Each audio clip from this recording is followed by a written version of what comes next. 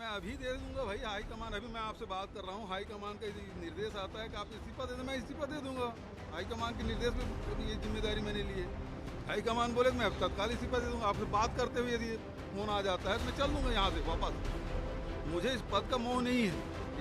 मुख्यमंत्री भूपेश बघेल का ये तल्ख अंदाज इसलिए है क्योंकि छत्तीसगढ़ में सरकार को 2 साल होने जा रहे हैं और कुछ लोग सरकार में बदलाव को लेकर बयान दे रहे हैं। इन बयानों ने राज्य में नया सियासी भूचाल ला दिया है और इस भूचाल से कांग्रेस के अंदर दबी मनभेद और मतभेद की राजनीति सतह पर आ गई।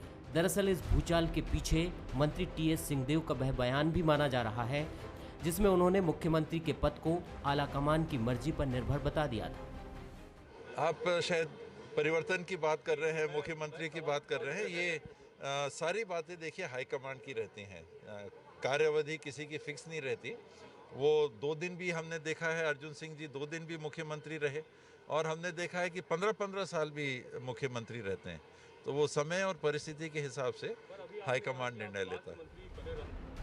बर्तन तो हर घर में टकराते हैं, लेकिन इसकी आवाज़ जब पड़ोसी के घर तक पहुंचने लगे तो सवाल उठने का मौका मिल जाता है। विपक्ष वही कर रहा है। टीएस बाबा के इस बयान के बाद सत्ता सिंहासन परिवर्तन जैसी बातों को हवा मिली और विपक्ष ने इसे हाथों हाथ लिया। नहीं, राजा साहब जो बोलते हैं बहुत सही बोलते हैं। दिल की बात बोलते हैं, अंतरात्मा की बात बोलते हैं, कभी झूठ नहीं बोलते वो आदमी। मैंने देखा है विधानसभा के अंदर, ये उनकी दिल की आवाज़ है कि भैया कार्यकाल किसी का 5 साल फिक्स थोड़ी होता है। किसी का संभावना दिख रही है, इसलिए तो लोगों को बता रहे हैं कि संभावनाओं को आप आने वाले समय में उसका क्रियान्वयन देखोगे। उसकी झांकी दिखा दिया राजा ने। निश्चित ही, परंतु इस पर अभी ये निर्णय कांग्रेस के आला कमान को लेना है और वो जो उचित समझेंगी यथा समय करेंगे। जब विपक्ष और अपनों के बयानों के तीर जब सत्ता पक्ष पर चले तो बिना नाम लिए मुख्यमंत्री ने भी ऐसे लोगों को सीधे नसीहत दे डाली। मुख्यमंत्री ने बात का बतंगड़ बनाने वालों को छत्तीसगढ़ के विकास का विरोधी करार दिया। मुझे इस पद का मोह नहीं है, लेकिन जो जिम्मेदारी दी है उसका निर्वहन कर रहा हूँ। और कोई यदि इस प्रकार से गलतफहमी पैदा कर रहा है, चाहे कोई भी हो, उसको सचेत रहना चाहिए कि इस प्रकार से गलतफहमी पैदा करके प्रदेश का हित नहीं कर रहे हैं वो लोग। लेकिन इन सब बयानों के पीछे का सच क्या है? प्रदेश सरकार में वरिष्ठ मंत्री टीएस सिंहदेव फिलहाल दिल्ली में है। बंसल न्यूज ने उनसे फोन पर बात की। पर मीडिया अगर कोई उनके पास कौतूहल रहता है या कोई मीडिया सवाल करता है जी, तो हम लोग उसका जवाब देते हैं। जी हाँ, तो इसके अलावा कुछ नहीं है। और बीजेपी की तरफ से अगर आ रहा है तो किस स्ट्रेटेजी के तहत वो कह रहे हैं, बिल्कुल कि इस बात को हवा दो तो कहीं अनबन मत हो जाए, बिल्कुल और ये ना हो जाए जी, तो वो एक अलग बात है जी। वैसे छत्तीसगढ़ में कांग्रेस को बम्पर सीटें मिली हैं और 70 सीटों के साथ सरकार चला रहे मुख्यमंत्री भूपेश बघेल की कुर्सी को कोई बाहरी खतरा नहीं है। लेकिन आला कमान के नाम को लेकर उछाले जा रहे सवालों पर मुख्यमंत्री ज्यादा देर शांत नहीं रह सके। उन्होंने अपने विरोधियों और विपक्ष दोनों को सीमाएं बता दी हैं। इन बयानों से एमपी जैसा ख्वाब देख रही बीजेपी को झटका लग सकता है, लेकिन बयानों से उठे भूचाल ने प्रदेश की सियासत में नई कंपन भी पैदा कर दी है। इसकी खनक आने वाले दिनों तक सत्ता और राजनीतिक गलियारों में गूंजती रहेगी।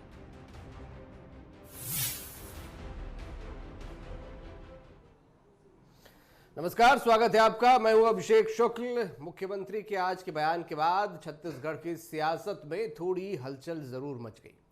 मुख्यमंत्री ने कह दिया पद का लोभ नहीं है, हाईकमान जो कहेगा वो करूंगा।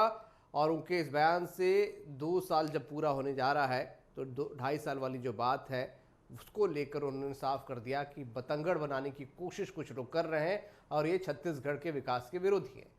भाजपा ने मौका लपका। भाजपा ने सीधे कहा कि सब कुछ अच्छा नहीं चल रहा है और ये बयान जो आया है उसके मायने यही है, उसका मकसद यही है। काफ़ी समय से इस प्रकार की बातें मीडिया में चर्चा का विषय बन रही हैं। हालांकि स्वास्थ्य मंत्री ने बंसल न्यूज़ से जब बातचीत की फ़ोन पर, उन्होंने कहा कि बीजेपी एक स्ट्रेटजी के तहत इस प्रकार के मुद्दों को उछाल रही है और जब सामने से सवाल आता है तो आदमी कुछ ना कुछ तो रिएक्शन देगा ही। चर्चा इसी बात पर आज होगी। खास मेहमान हमारे साथ हैं रजनीश सिंह जी हैं, भाजपा विधायक, बहुत स्वागत। सुरेंद्र शर्मा जी कांग्रेस से हमारे साथ। वरिष्ठ पत्रकार बाबूलाल शर्मा जी भी हमारे साथ हैं। रजनीश जी, स्वास्थ्य मंत्री ने कहा है कि बीजेपी स्ट्रेटजी के तहत इस प्रकार के बयानों को हवा देती है, इस प्रकार की चीज़ों को।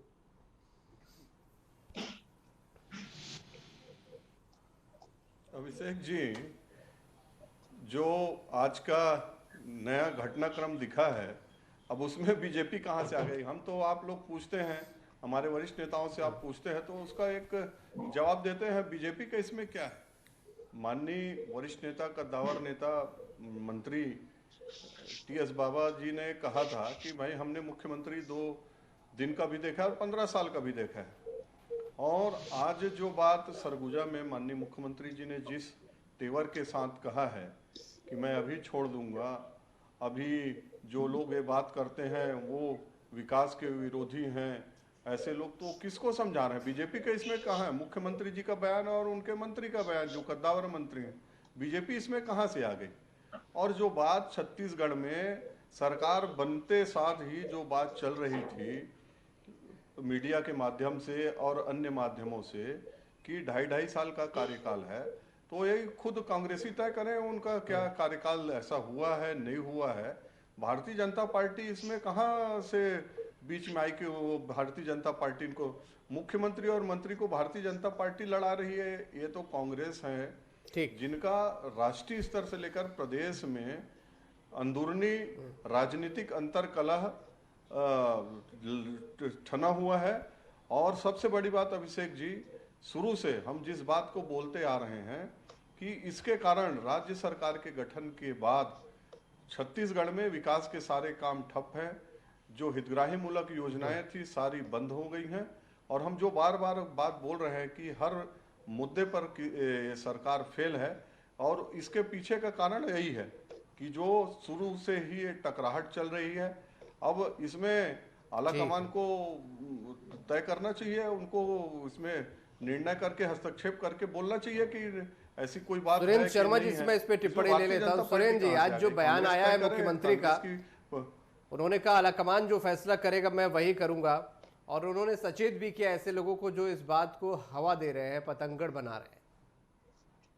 अभिषेक जी, बिल्कुल दोनों का, माननीय मुख्यमंत्री जी भूपेश बघेल जी का बयान आपने सुनवाया और ये सिंहदेव जी का बयान सुनाया। बयान सुनिए तो आपको समझ में आएगा। हमारी पार्टी में निश्चित से इस बात का निर्णय हम लोग सर्वसम्मति से आला कमान की जिम्मेदारी सौंपते हैं। तो माननीय मुख्यमंत्री जी ने ये कहा कि ये प्रश्न जो है कहीं पर जो लोग उठाते हैं, चाहे मीडिया ही सही, कि मुख्यमंत्री के संबंध में कुछ चल रहा है क्या, ये प्रश्न ही नहीं करना चाहिए। ये प्रश्न हमारे आला कमान का है। और पिछले 2 साल में छत्तीसगढ़ की सरकार ने जिस तरह से काम किया है और विकास में आगे बढ़ा है, भारतीय जनता पार्टी बड़ी बेचैनी है। भारतीय जनता पार्टी बहुत परेशान है। पिछले ग्राम चुनाव में, नगर निकाय के चुनाव में, 3 उपचुनाव में कांग्रेस ने जिस तरह से चुनाव जीते, उनके 15 से 14 हो गए। इससे उनको बड़ी बेचैनी है और 15 साल कुर्सी में बैठने का सड़क में आने की आदत उनकी छूट गई है। वो इस उम्मीद में बैठे हैं कि कांग्रेस के अंदर कुछ हो तो हम जो है, जैसे गिद्ध सोचता है ना कि गाय मरे तो मैं खा लूं, इस तरह की मंशा के साथ भारतीय जनता पार्टी उम्मीद लगाए बैठी है। माननीय सिंहदेव जी ने साफ साफ शब्दों में कह दिया कि मेरे कहने की कोई मंशा नहीं थी, मगर क्योंकि मीडिया वाले अगर कोई प्रश्न पैदा करते हैं, उस प्रश्न का कोई इनको उत्तर देना पड़ता है। तो देखिए, दोनों के उत्तर में एकदम समानता है। माननीय मुख्यमंत्री भूपेश बघेल जी ने भी ये कहा कि हाई कमांड अभी कहे तो मैं भी छोड़ने को तैयार हूँ। वहीं टीएस सिंहदेव जी ने ये कहा कि हमारे यहाँ सरकार चलाने की जिम्मेदारी किसके हाथ में होगी, ये आला कमान तय करता है। मैं आपसे, आपके चैनल के माध्यम से कहना चाहता हूँ कि वर्तमान सरकार पूरी तरह से सुदृढ़ है, छत्तीसगढ़ के विकास के लिए संलग्न है और निरंतर उसके लिए प्रक्रियाशील है। छत्तीसगढ़ में पहली बार 2 साल में छत्तीसगढ़िया लोगों को यह एहसास हुआ है कि छत्तीसगढ़ की सरकार है, छत्तीसगढ़िया लोगों की सरकार है, किसानों की सरकार है, गरीबों की सरकार। जी ठीक है, ठीक सुरेंद्र जी, मैं एक टिप्पणी बाबूलाल जी से भी ले लेता हूँ। बाबूलाल शर्मा जी हमारे साथ हैं। बाबूलाल जी, आज मुख्यमंत्री का जो बयान है, हम माने कि तमाम जो चर्चाएं 2 साल से चल रही थी उस पर विराम एक तरीके से इसके बाद लगेगा, कैसे देखते हैं आप? देखिए, जिन्होंने ये बातें उड़ाई हैं वो विराम तो नहीं लगने देंगे, कहीं न कहीं इन बातों को उड़ाते रहेंगे। मैं आपको इसका पृष्ठभूमि बताऊं कि ये जब मुख्यमंत्री का चयन होने वाला था तो 3 नाम सामने आए थे, आपको भी मालूम है। ताम्रध्वज साहू का नाम फाइनल हो गया, ऐसी भी खबर आई थी और फिर वो कट गया नाम। फिर वहां पर जो समझौता हुआ उसमें जो है माने भूपेश बघेल के नाम पर जो है सहमति हुई। तब एक बात उड़ाई गई कि भाई ये 2.5 साल के लिए दोनों को मना लिया गया है कि भाई 2.5 साल आप बने, 2.5 साल ये बने।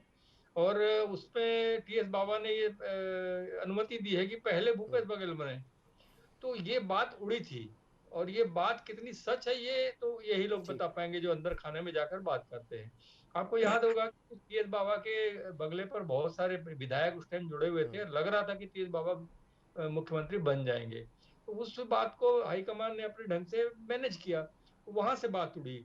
अब ये जैसे जैसे ये 2.5 साल करीब आ रहे हैं तो ये बात जो है मीडिया उठा रही है, लोगों में भी चर्चा हो रही है। कुछ लोग मीडिया वालों को बताते हैं अंदर खाने से कि 2.5 साल का बात पक्का है, तो मीडिया भी इस बात को क्लियर करने के लिए प्रश्न करती है।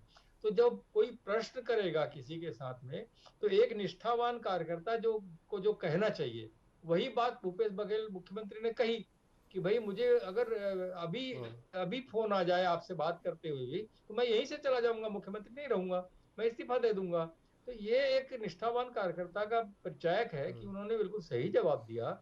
सवाल वो नहीं है, सवाल ये है कि दोनों में बिल्कुल एक जनादेश है जो 5 साल के लिए होता है, तो हम यही मानते हैं कि 5 साल के लिए जनादेश मुख्यमंत्री को मिला है। जनादेश कांग्रेस को मिलता है, कांग्रेस को मिला है। तो मुख्यमंत्री अगर मान लीजिए इंटरनल उनकी हाईकमान की सहमति ऐसी बनी होगी वो बातें उड़ाई गई हैं। तो वही मैं कह रहा हूँ, अभी रजनीश जी बोल रहे थे हम भाजपा कहाँ से आ गई। भाजपा इसलिए आ गई भाई साहब कि रमन सिंह जी ने बयान दे दिया इसमें कि उन्होंने टीएस बाबा का एक प्रकार से इनडायरेक्टली समर्थन की बात कही। सच बोलते हैं, वो जो बोल रहे सच बोल रहे हैं, इसलिए भाजपा का नाम आया कि वो प्रसन्न हो रहे हैं कि बाबा साहब सच बोलते हैं। दिक्कत यहाँ पर यह है कि भाई एक व्यक्ति अगर अच्छा काम कर रहा है तो उसमें प्रश्न पैदा करके जो है उसको विचलित करने का प्रयास, वो छत्तीसगढ़ के खिलाफ जाएगा। यही बात भूपेश बघेल ने कहा कि मैं काम कर रहा हूँ, मैं गांव के लोगों का, किसान लोगों का ध्यान रख रहा हूँ, आप मुझे इस तरह के प्रश्न करके विचलित कर रहे हैं, ये उनका कहना था। रजनीश जी, आप भाजपा की एंट्री कहां से हुई है? बाबूलाल शर्मा जी बता रहे हैं कि आप लोगों की तरफ से बयान आया तो एंट्री भाजपा की हो गई इस पूरे मामले में।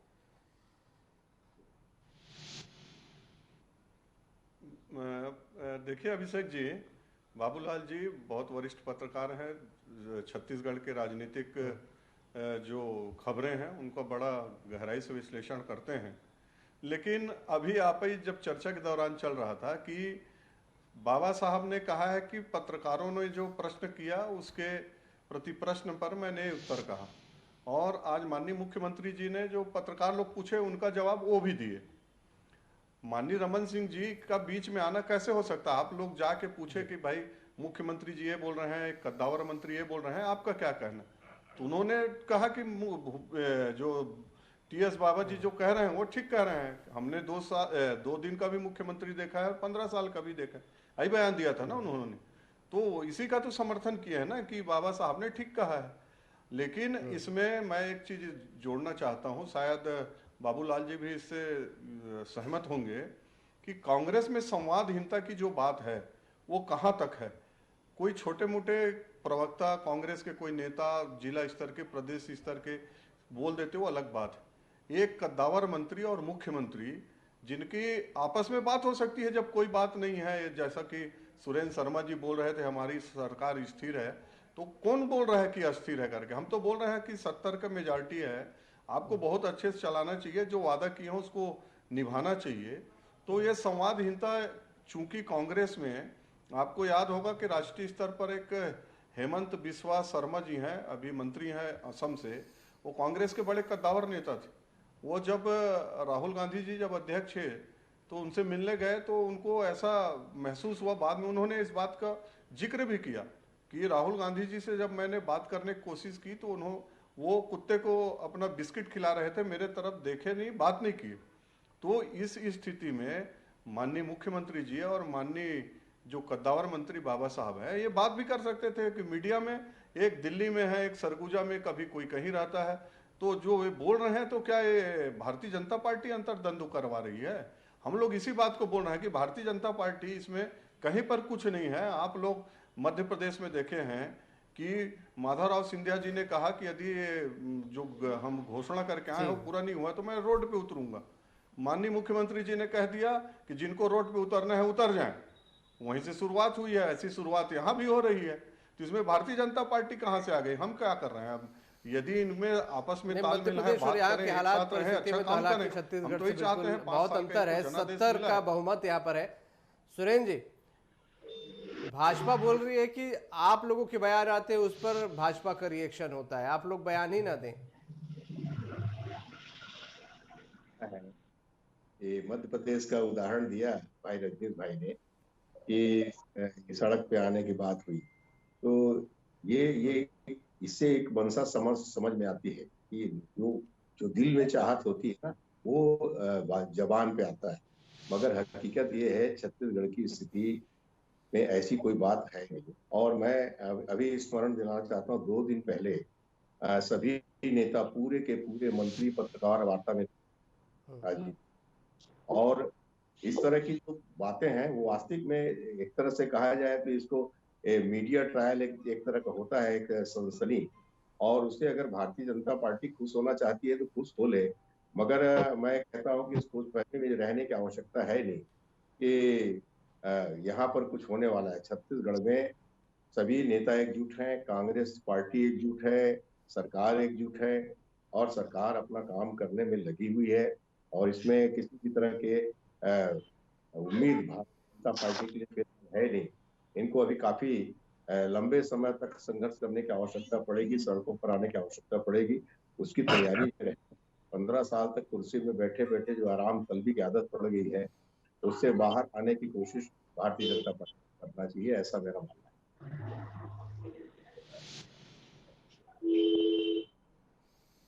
ठीक है, एमपी जैसी उम्मीद ना लगाए रजनीश जी, हालात मीडिया को भी जोड़ दिया कि मीडिया ट्रायल कर रहे हैं यहाँ पर। जी अभिषेक जी, अभी तक भारतीय जनता पार्टी को बोल रहे थे, अब इसमें सुरेंद्र जी ने मीडिया को भी जोड़ दिया कि मीडिया का ये ट्रायल है, मीडिया वाले सब करवा रहे हैं। आपने मुख्यमंत्री जी से बयान दिलवा दिया, आपने बाबा जी से बयान दिलवा दिया, तो मीडिया की ये सब भाजपा बातों को कैसे शर्मा जी भाजपा बातों कैसे घुमाती है उसको देखिए। मैंने कहा कि ये देखिए दोनों नेताओं, तीनों नेताओं ने अभी भाई ने स्वीकार किया। आपने कहा ना मीडिया ट्रायल है करके। अरे नहीं, अभी आपने कहा कि मीडिया ट्रायल कर रहे हैं, इसके आधार पर मीडिया वाले कर रहे हैं। अभी आपने कहा, मैं उसी को दोहरा रहा हूँ, मैं अपने तरफ से कुछ नहीं बोल रहा हूँ। आपने कहा, मैंने भी कहा कि पत्रकार ने एक प्रश्न किया भूपेश बघेल जी से, पत्रकारों ने एक प्रश्न किया आदरणीय सिंहदेव जी से, पत्रकारों ने एक प्रश्न किया डॉक्टर रमन सिंह से। तो ये कुल मिला के क्या हुआ कि ये एक संचार माध्यम का जो एक सनसनी है वो सब चल रहा है। वास्तविक में देखा जाए तो सरकार पूरी इस तरह से बहुत ठीक ठाक है, जरा भी चिंता का विषय नहीं है, जरा भी। तो सुरेंद्र जी, अरे माननीय मुख्यमंत्री जी, मुख्यमंत्री जी का कहना बिल्कुल सही है। माननीय मुख्यमंत्री जी, माननीय स्वास्थ्य मंत्री जी को एक साथ बैठाइए। हम तो विधानसभा में मांग किए थे, हमारे वरिष्ठ नेता ने, कि भाई मुख्यमंत्री और स्वास्थ्य मंत्री एक साथ बैठे, चाय पिए, कोविड का जो संक्रमण है वो रुक नहीं रहा है। हमने तो विधानसभा में इसको बात को रखा था, तो एक साथ बैठे और अरे रोज बैठते हैं भाई, तो क्यों बात आ रही है? अरे रोज बात आ रही है, उसको तो ऐसे हाउस में बोल देना था। ऐसे बैठे थे और रोज बैठते हैं ना, मैं बता रहा हूँ। ये दरअसल में ये इस तरह की बात नहीं है। सुरेंद्र जी, आज का जो मुख्यमंत्री जी का जो तेवर था, आपको नहीं लगता कि वो बहुत तल्ख अंदाज में दे रहे थे, और यहाँ तक कह दिया कि ऐसे लोग विकास विरोधी हैं? तो किसको बताएं विकास विरोधी? कौन है विकास विरोधी? जो भी ऐसे लोग जो बयान दे रहे हैं ये विकास विरोधी है बोल रहे हैं माननीय मुख्यमंत्री जी। नहीं तो ठीक कह रहे हैं, उनका कहना सही है। जो सरकार ठीक ठाक काम कर रही है उसके संबंध में जो भी संदेह पैदा करने का प्रयास करता है, मतलब सरकार के गति को अवरोधित करने की कोशिश करता है, तो ऐसे लोग विकास विरोधी तो माने जाएंगे। बाबा जी विकास विरोधी हैं? नहीं, टीएस बाबा, आप कैसे समझ लीजिए कि टीएस बाबा जी को कहा जा रहा है? टीएस बाबा मतलब विकास विरोधी हैं? ये दरअसल में भारतीय जनता पार्टी तो अवरोध पैदा कर रही है। तो किनको बोला जा रहा है? किनको बोला जा रहा है? अरे हमारे से ज्यादा चिंता हम लोग भारतीय जनता पार्टी 2.5 साल, अरे 2.5 साल वो रहेगा, 2.5 साल ये रहेगा, वो रहेगा, ये हमारा नहीं। तो भारतीय जनता पार्टी ने आज कहा है क्या कि 2.5 साल कह करके भारतीय जनता पार्टी तय की है? वो नहीं, भाजपा ही तो कह रही है। बिल्कुल दर्द नहीं है, बिल्कुल दर्द नहीं है। हम ये चाह रहे हैं कि आप जो वादा करके आए हैं वो 36 वादे किए हैं गाँव के, गरीब के, किसान के, इनके हित के लिए काम करिए। और इसी को हम बार बार याद दिला रहे हैं। आपके अंतर्द्वंद, अंदरूनी लड़ाई के कारण छत्तीसगढ़ का विकास पूरा ठप हो गया है। छत्तीसगढ़ के लोग त्राही त्राही कर रहे हैं। व्यवस्थाएं हैं कि बरदाने नहीं मिल रहे हैं टोकन के लिए। सवेरे से 2 बजे से लाइन लग रहा है टोकन के लिए। बाबूलाल जी, चाह रहे हैं सब कुछ ठीक ठाक चल रहा है, सरकार बढ़िया काम कर रही है, फिर बाबूलाल जी ये बातें कहाँ से बीच बीच में आ जाती हैं? विवाद क्यों हो जाता है ऐसा?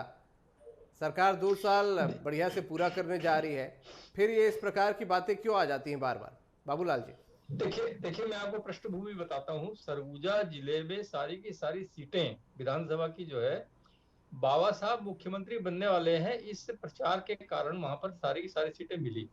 वहां के लोगों ने एक सपना पाल लिया कि हमारे टीएस बाबा जो है मुख्यमंत्री बनेंगे, वो नहीं बन पाए। एक तो वहां शुरू होती है बात, वहां किस तरह से चर्चा लोग करते होंगे, कार्यकर्ता किस तरह बात करते होंगे, उसको आप समझ लीजिए। मैं आपको और अच्छी चीज बताता हूँ कि ये देखिए सरकार कैसे बनी। सरकार टीएस बाबा और भूपेश बघेल के संघर्ष और मेहनत के कारण बनी है। इन लोगों ने मेहनत की तो सरकार बनी। अब सवाल आता है कि ये 2 लोग ऐसे हैं जो वैतरणी पार कर सकते हैं 2023 में भी, अगर एक रहेंगे। अब किसको तकलीफ हो सकती है दोनों को एक रखने में, आप इसको समझ लीजिए। मैं किसी पे आरोप दोनों को कौन अलग करना चाहता है, वो कौन लोग हैं? क्या वहां के मतदाता हैं सरगुजा के, जिनके मन में ये इच्छा है कि वो टीएस बाबा मुख्यमंत्री बने? कौन हो सकता है? राजनीतिक पार्टी है, कौन है आखिर? नहीं, पर मतदाता तो कोई बयान नहीं दे रहे ना बाबूलाल जी। इन लोगों, मैं आपको बता रहा हूँ, वो तो मैंने बता दिया। जो आप प्रश्न करेंगे उसका जवाब तो एक निष्ठावान कार्यकर्ता उसी तरह देगा ना जैसा उन्होंने दिया आज। मानेंगे ना इस बात को आप? तो ये दोनों मिल करके जो है, अभी दोनों की छत्तीसगढ़ में बेदाग छवि है। आप कहीं भी बात करेंगे दोनों बेदाग है आज के दिन तक। वो एक सक्षम किसान है, वो एक सक्षम व्यक्तित्व है राजा साहब। बेईमानी का कोई आरोप अभी तक के इनके ऊपर में नहीं चिपका है। दोनों एक ना हो, वही नहीं चाहने वाले ये लोग भिड़े होंगे, कहीं ना कहीं ये बातें निकाल रहे होंगे। और फिर मीडिया उसमें, आप जानते हैं मीडिया, हम भी मीडिया वाले ही हैं, हम किस तरह से प्रश्न करते हैं और उसका जवाब कैसे आ जाता है और उसका प्रचार किस तरीके से होता है। हम तो वही सवाल को इधर से उधर पहुंचा देते हैं, हम खेवैया की तरह है, इधर से सवाल आता है उधर पहुंचा देते हैं। बाबा के बयान को देखिए आप, दोनों के बयान जो है वो सकारात्मक है। और अगर ये दोनों इकट्ठे रहते हैं तभी 2023 का चुनाव वैतरणी पार ये करेंगे, ये सब लोग जानते हैं, सब लोग जानते हैं। और अगर इनके अंदर में फूट हुई, जैसे कि बयानों से मतलब निकाल करके बताया जा रहा है कि दोनों में फूट है, तो निश्चित रूप से अगर ये बयान सच है और वास्तव में इनमें फूट है तो 2023 महंगा पड़ जाएगा कांग्रेस को। और अगर दोनों में एकता रही तो 2023 इनको जो है अच्छे से लड़ेंगे। जो मेरी समझ में आया वो मैंने आपको बताया। ठीक, बहुत शुक्रिया आप सभी का इस चर्चा में। जी, बहुत शुक्रिया इस चर्चा में शामिल होने के लिए। चर्चा अहम थी। आज मुख्यमंत्री ने एक बयान दिया, उस बयान के बाद और भी बयान आए, भाजपा ने अपने पक्ष रखा वहाँ पर, और अंतरकलह और फूट जैसी तमाम बातें वहाँ पर कही। हालांकि लगातार ये बातें जो बार बार चर्चा में आ रही थी, आखिरकार मुख्यमंत्री ने आज साफ किया यहाँ पर कि जो विकास विरोधी लोग हैं इस प्रकार की बातों का पतंगड़ यहाँ पर बना रहे हैं। और उन्होंने एक तरीके से नसीहत भी यहाँ पर दी कि ऐसे लोग विकास विरोधी हैं, वो सतर्क रहें, इस प्रकार की अफवाहें यहाँ पर न फैलाएं। सरकार बढ़िया काम कर रही है और एक बम्पर बहुमत के साथ 5 साल का उसे जनादेश मिला है। आज का मुद्दा में इतने। नमस्कार।